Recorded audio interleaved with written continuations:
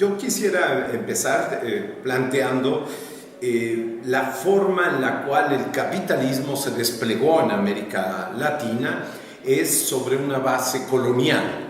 Sí, esta base colonial, hoy tenemos una gran discusión si es lo colonial o las colonialidades las que se expresan en nuestro continente.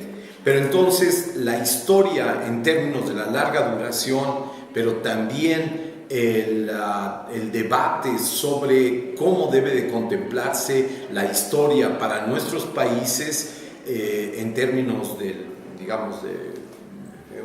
materialismo histórico, aparece como un elemento central. Entonces, lo que podríamos decir, quizá como provocación a nivel teórico, pero también práctico de la realidad de México con respecto a Mesoamérica, o sea, México y Centroamérica, parte del Caribe, de esto que llamamos Mesoamérica, con respecto al mundo andino y amazónico, es que tenemos una impronta colonial radicalmente distinta, en el sentido de que básicamente se negocia la espacialidad en el caso mexicano, y esta espacialidad reconoce los derechos de los pueblos, pero también reconoce un despliegue de la hacienda en una relación directa con los pueblos. No es la forma, del mundo andino, donde hay una suerte de feudalización, donde hay una integración alrededor de los señores de la tierra, sino aquí hay una combinación que reconoce los derechos históricos de los pueblos y son asimilados los dirigentes étnicos, particularmente de los aztecas, pero de otros grupos étnicos, son incorporados a toda la estructura de dominio español. Entonces, este dominio aparece aquí, va a generar una relación distinta con la tierra. Podríamos hablar de un término en náhuatl que se llama altépetl, que quiere decir la unidad entre la familia y la habitación y la producción. Entonces, esto va a tener unas características, le va a dar unas características centrales a todo lo que es la construcción posterior a partir de luchas que dieron los pueblos originarios, pero a la construcción del campesinado en México.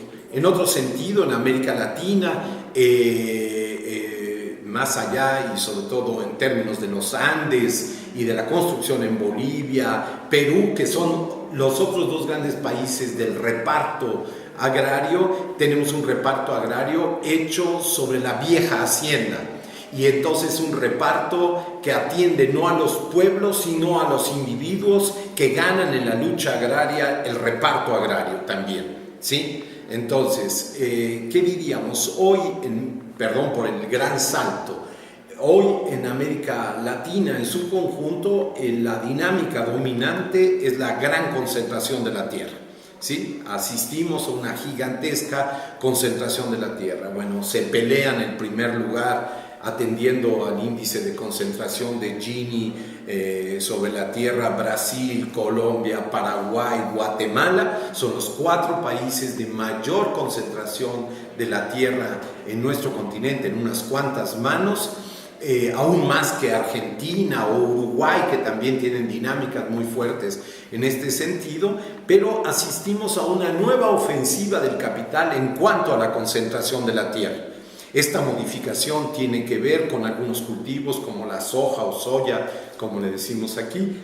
Otros tienen que ver básicamente con una dinámica alrededor de las mineras, también de la minería, alrededor de algunos cultivos, sobre todo de gran comercio y que están absolutamente ligados a una dinámica. Entonces, podríamos decir de alguna manera, tenemos una neodependencia, ¿no? Porque hay una vuelta sobre el bien de la tierra y el ataque directo a los pueblos originarios y un ataque directo a los campesinos.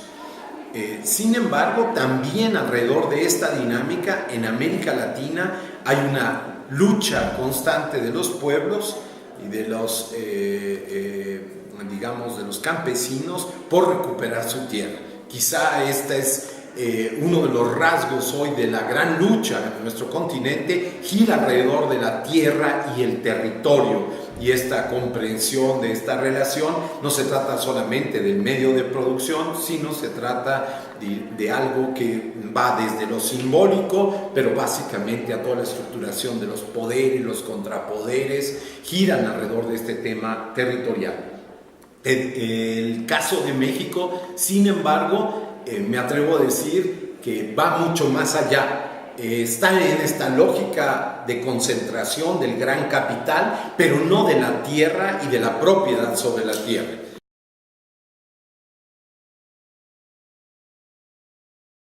En México tenemos una estructura agraria que sigue beneficiando, aunque sea en medio de la pobreza, pero la Revolución Mexicana, el desarrollo de la lucha de los pueblos por más de 80 años de reforma agraria, ha dado por resultado, y ahorita voy a ser más específico, que tengamos el 54% del territorio nacional, estoy hablando de 106 millones de hectáreas sobre 196, son propiedad social. ¿Esto qué quiere decir? Son propiedad producto de la reforma agraria, uno, pero dos, que es mucho más importante, son producto del reconocimiento de los derechos históricos de los pueblos, porque la reforma agraria mexicana tiene por principio ser restitutoria, de restituir derechos históricos de los pueblos.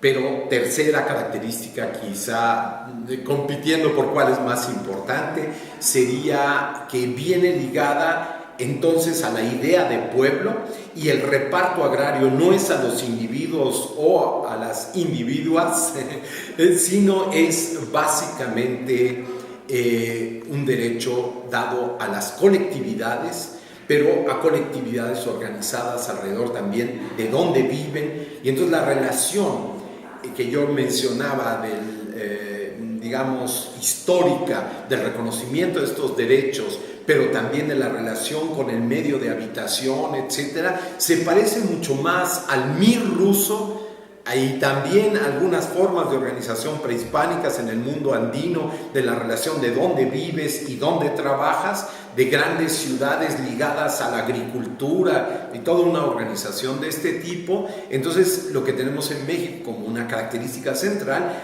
es que el reparto agrario fue a las colectividades que habitaban en un cierto lugar. Entonces está perfectamente ligado a una geografía, ¿no? A un ámbito de vida y no solamente a un ámbito productivo.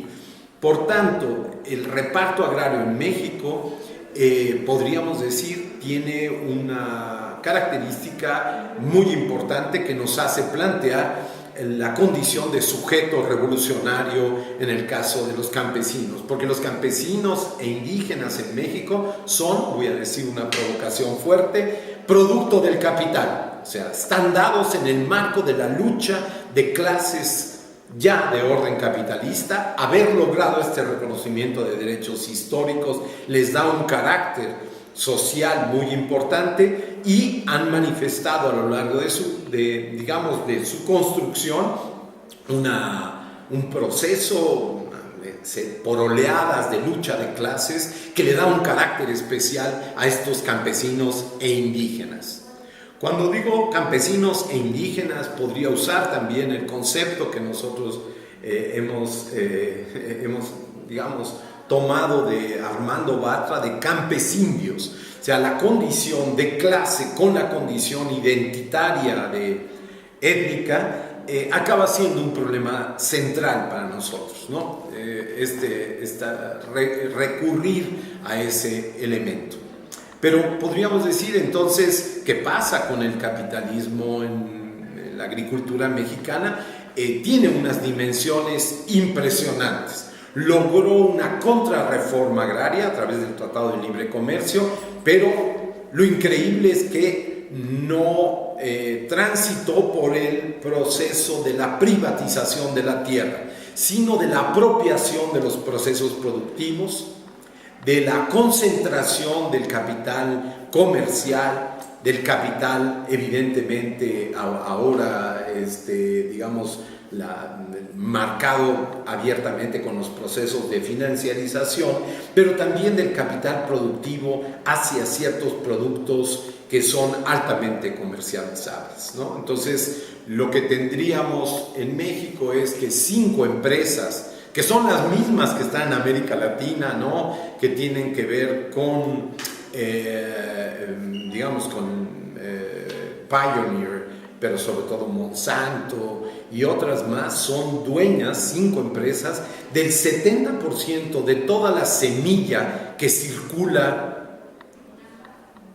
comercialmente en México. Eso no quiere decir que sea el 70% de lo que se siembra, porque en México es muy importante todavía, ¿sí?, la producción de semilla nativa, de semilla criolla, decimos aquí, para uno mismo regenerar la base genética, podríamos decir así, de los maíces. Por eso la lucha tan increíble hoy día por una demanda colectiva de la cual somos parte, en contra de los transgénicos en México, particularmente de los transgénicos en maíz, pero también ahora contra el sorgo y la soya, luchando junto con los mieleros. O sea, la producción de miel hoy día es central también en la lucha, y hemos logrado parar la siembra de transgénicos en general, pero particularmente transgénicos en maíz. Hemos logrado pararla hasta ahora bajo un principio precautorio. O sea, doy esta conexión porque son dueños de las semillas, pero no han logrado imponer el paquete tecnológico de apropiación total sobre la semilla. Entonces, este elemento, digamos, tan importante hoy, que está en el corazón del mundo, digamos, de la producción alimentaria en el mundo, que es el control de las semillas por unas cuantas empresas, que de ahí parte la gran fuerza que tienen, y ahora más Monsanto en la alianza con Bayer y toda esta cosa. Lo que tendríamos básicamente es una disputa en ese campo del corazón del mundo campesino e indígena, porque ha sido digamos, el maíz es para los que no conocen, una gramínea, una planta que es producto de una selección de más de 10,000 años de semillas, particularmente las mujeres, que son las que seleccionan y guardan la semilla, pero a lo largo, digamos, de estos miles de años, es un regalo de Mesoamérica, donde México quizás sea la mayor parte. Es aquí el centro de origen de los maíces para el mundo, que regala al mundo, y hoy día quieren apropiarse de esto el gran capital. Entonces gira alrededor de este ejemplo una buena muestra de cómo hay una disputa entre el mundo campesino frente al capital, y le da una condición especial. En esta contrarreforma agraria que yo mencionaba, fue contundente el intento de Banco Mundial y de Estados Unidos particularmente de que se acabara la idea de la propiedad social, el ejido y la comunidad en México, estos que tienen el 54% del territorio nacional. Ellos permitieron con la nueva ley que pudiera concentrarse la tierra al interior de los ejidos y comunidades, y que sobre todo pudiera entrar al mercado la tierra, que se pudiera vender abiertamente la tierra, porque la ley lo prohibía. Hoy día, pero se estableció un mecanismo a través de las asambleas comunitarias y de las asambleas ejidales. Ejido y comunidad son las dos formas de propiedad social que fueron simultáneas en el reparto agrario.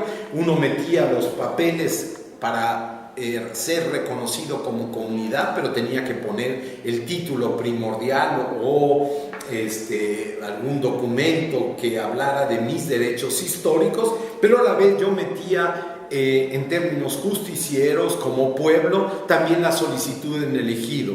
El ejido y la comunidad en realidad tienen algunas pequeñas diferencias, pero son parte de la reforma agraria y de las otras características que yo decía, de reconocimientos históricos, de la justicia y también de una justicia social en general, pero también de la construcción de los pueblos o reconstrucción de los pueblos. Si yo le doy la tierra a los pueblos se reconstruyen y tienen una territorialidad específica que nosotros, o yo denomino, territorios agrarios. Entonces, ¿por qué? Porque hay una referencia legal, son imprescriptibles, porque la ley los hace históricamente, ¿no? Que no los puedan tocar, son inembargables, o sea, en términos generales, no puede haber un embargo sobre la tierra por parte de los bancos si no pagan las deudas. Y además, también hay algunas características, los bosques y otras, que son indivisibles también, no se pueden dividir y eso. ¿Qué sucedió? Lo cuento rápidamente porque es una larga historia. En el año 92 se plantea esta contrarreforma agraria. El Banco Mundial y también parte de la izquierda dicen: aquí se acabó, otra vez vamos a tener, como durante el porfiriato, a principio de la Revolución Mexicana, 10.500 grandes haciendas eran dueñas de arriba del 70% de todo el territorio nacional. Entonces estaba hiperconcentrada la tierra. Por eso vino la Revolución Mexicana. La Revolución Mexicana empujó el reparto agrario y hubo la gran reforma agraria en México. Pero planteaban esto: va a haber una gran reconcentración y los pueblos, uno por uno, en una verdadera revolución molecular, como diría Gramsci, empezaron a cambiar y en las asambleas fortalecieron las formas comunitarias. Teníamos 104 millones de hectáreas en ese momento, 104 millones. A lo largo de 15 años se vendieron 3 millones a propiedad privada, o sea, sí se pasaron 3 millones a propiedad privada, pero, sí, entonces si quito yo a 104, quito 3, quedan 101, pero hoy tengo 106.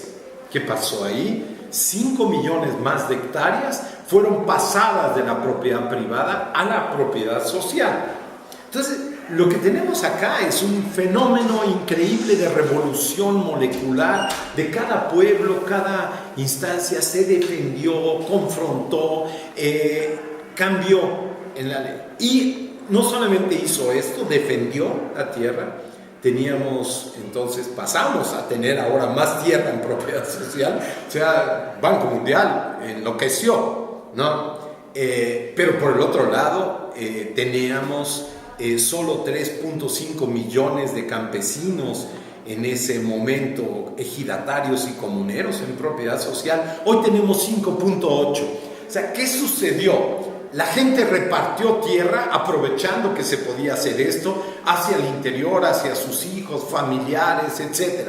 Entonces no tuvimos reconcentración de la tierra al interior de las comunidades y ejidos que permite la ley que 20, si no rompen con el límite de propiedad, el límite de propiedad en México son 100 hectáreas de riego y sus equivalentes. No tiene que ver ni siquiera con Bolivia, que son 5.000 hectáreas, o con ustedes en Brasil, que es la locura total, ¿no? O sea, que es la gran concentración que es permitida. Aquí no, aquí el límite de propiedad, aún la propiedad privada, es de 100 hectáreas de riego o sus equivalentes, o sea, puede ser el equivalente en ganadería, puedes llegar a tener, según el índice de agostadero, o sea, cuánta tierra necesitas para que una cabeza de ganado, es cuánta tierra necesitas para 500 vacas, ¿no? Cabezas de ganado mayor, puedes tener de propiedad. Entonces, el máximo 5.000 hectáreas en el semidesierto, por decir algo, ¿no? Donde pues necesitas mucha porque no hay pastos en el semidesierto. Pero entonces, en esta condición de propiedad privada acotada, donde la propiedad privada, hay que decir, como herencia del derecho canónico, pero también de la lucha de la Revolución Mexicana, la propiedad de la tierra solamente es de la capa arable que 25, 30 centímetros te gusta, tú eres dueño, no eres dueño del subsuelo, ¿no? Entonces, como anécdota para entender esta figura, cuando fuimos a una reunión en Wisconsin con organizaciones campesinas a hablar de esto de la tierra, porque no entendían ello, mientras los norteamericanos hablaban de que no les gustaba que pasaran los aviones por su espacio aéreo y que además eran petroleros, además de ser agricultores, los mexicanos decían, estamos entendiendo bien, ¿sí? Para nosotros es la nación, pero la nación definida en nuestra Constitución es el pueblo de pueblos. Y entonces es el artículo del reparto agrario el que define la nación mexicana en la Constitución mexicana de 1917. No solamente es una constitución, digamos, social de derecho, sino fue una constitución de reconocimiento de los derechos históricos de los pueblos, pero también, y es muy importante, una constitución que construyó la idea de nación alrededor de lo nacional popular, ¿no? Bien. Entonces, en este sentido, hoy día en México, para cerrar un poco la idea, la disputa con el gran capital es sobre qué producir, cómo producir, bajo qué condiciones producir. Lo que diríamos en términos teóricos es alrededor de la subsunción real del trabajo campesino en el capital y el trabajo indígena en el capital, y no tanto la subsunción formal y el tema de la disputa de la propiedad sobre la tierra. Este es un área que el capital es más avanzado desde mi punto de vista y también desde la teoría marxista, ¿no? O sea, el modelo ideal es capital sin propiedad, ¿no?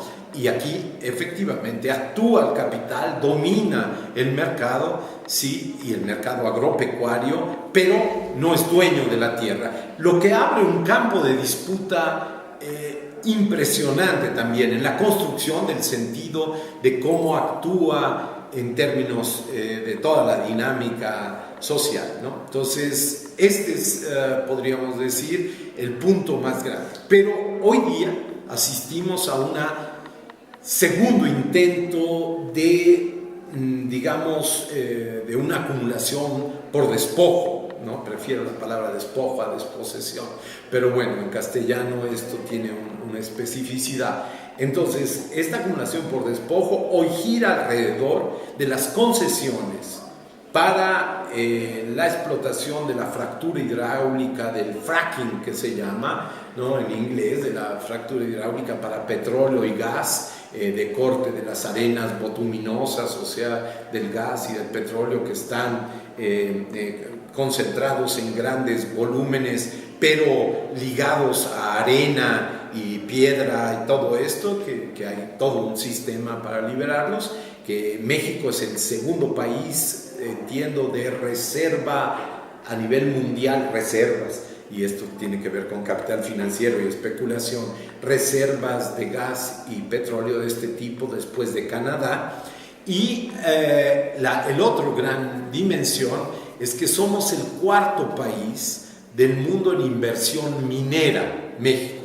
México representa alrededor del 6% de toda la inversión de la minería a nivel mundial, ¿sí? El 6%.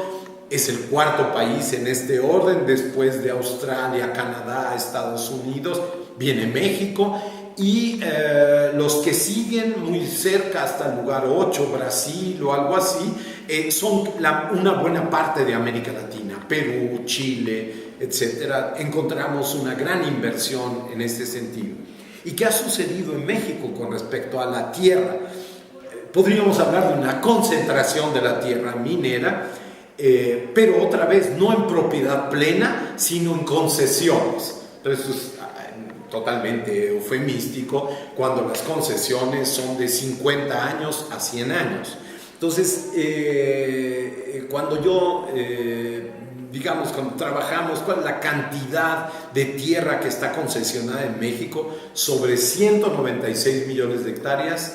Sí, es increíble, pero 90 millones están concesionadas. O sea, casi la mitad del país, por jugar a números redondos, está concesionada para la minería. Uno diría, efectivamente, México sería una suerte de queso gruyère gigantesco o de luna, ¿no? Paisaje lunar todo el país con esta cantidad, pero juega alrededor. No es que no haya una fuerte explotación minera en las viejas zonas mineras. México ha sido de vocación, entre comillas, minero para el capital, ¿no? Todas las grandes discusiones en teoría de la dependencia, si la extracción de riqueza vuelta a oro y esto como equivalente general y oro y plata, qué significaba en términos de la dependencia. Sobre todo los teóricos norteamericanos insistían mucho en esto de ligarnos al capitalismo casi en el momento que llegaron y explotaron el oro y la plata, etcétera. Entonces es una parte de una discusión ahí importante.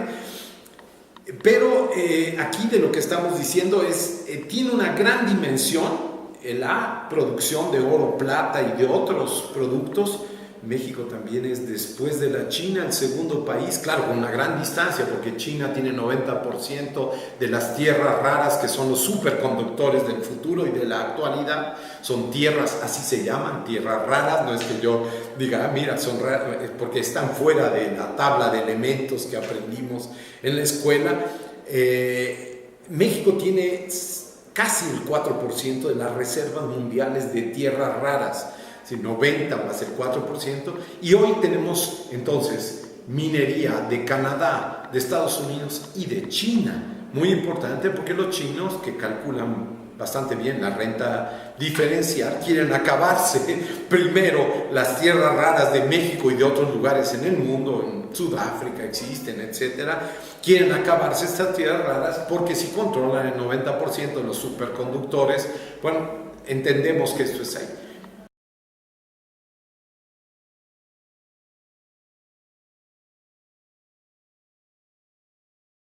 Hoy quizá una de las luchas más importantes contra las mineras es de los pueblos originarios, de los indígenas, porque claro, los indígenas se fueron a las montañas en primer término, son dueños de los pueblos originarios en México, son dueños de alrededor, son 20 millones sobre 120 que, en México, porque tenemos 30 millones de mexicanos en Estados Unidos. Sí, pero 120 en México, y son 20 millones de esos 120 se reclaman y ellos mismos se autoadscriben como indígenas. En este dato que es fundamental, el 25 millones de hectáreas, ¿sí?, en términos más que proporcionales, lograron conquistar la tierra los indígenas en México, pero muchos de ellos están en las reservas de agua o cosechadoras de agua, o sea, donde llueve mucho y ahí pero son dueños de las zonas donde están las grandes ríos, y son dueños de donde están, sí, las grandes reservas minerales de México. Entonces hoy la lucha emblemática de los Wixárika en Real del 14 y en toda la lucha por defender la zona de su peregrinaje simbólico para el consumo, y en la gran fiesta del peyote y todo esto, ellos lograron parar las mineras en un territorio que históricamente siempre, o sea, desde la llegada de los españoles fue minero. Ellos la pararon, y ese fue en el gobierno anterior al actual, fue la gran lucha, y además que concitó una serie de alianzas muy importantes, que es Viricuta no se vende, porque se llama Viricuta esa región, digamos en la lengua de los Wixárikas, mal llamados huicholes, ¿no? Ahí Viricuta no se vende, Viricuta se defiende, y entonces los grupos de rock, de rap, de slam, todos se volcaron en esta defensa, que fue una defensa de todo el país, ¿sí?, y de todos los artistas jóvenes y esto alrededor de esta minera. Pero hoy en la Sierra Norte de Puebla, que es de una presencia indígena en una altísima proporción, hoy tenemos las mejores, porque han logrado vencer a las mineras más importantes. Entonces está Tecama, el caso de Tecama, está en Sautla, estamos hablando de Olintla, también de los Totonacús, estamos hablando, el otro caso era de Nahuas, estamos hablando de otras luchas muy importantes contra los megaproyectos y todo esto. Pero ¿por qué esta sierra? Porque ahí hay para fractura hidráulica, para fracking, ahí hay petróleo y gas esquisto,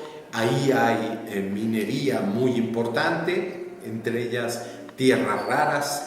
Ahí hay mucha agua para la minería y el fracking, que sin esa cantidad de agua es imposible, pero ahí hay, y no hay que olvidarnos también,